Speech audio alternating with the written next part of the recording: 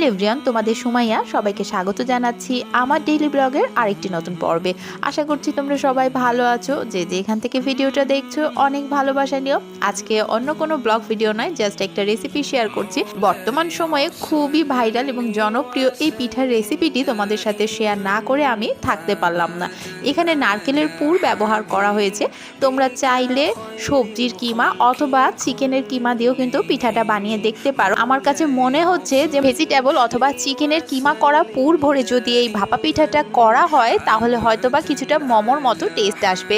আর মোমো পিঠা খেতে যেহেতু সস বা চাটনি আলাদা করে বানাতে হয়, তাই জন্য কিন্তু সেটাও বানিয়ে নিতে হবে। তবে আজকে দেখে নাও নারকেল দিয়ে এই ভাপা পিঠা বানানোর রেসিপিটা, আর আমি আশা করি তোমাদের সবার খুব ভালো লাগবে।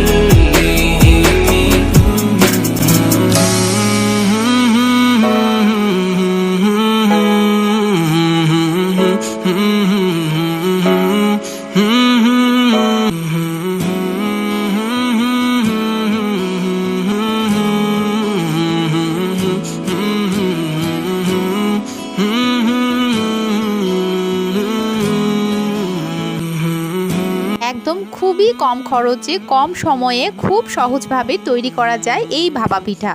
শীতের নরম রোদে বসে গরম গরম ভাপা পিঠা কিন্তু অতুলনীয়।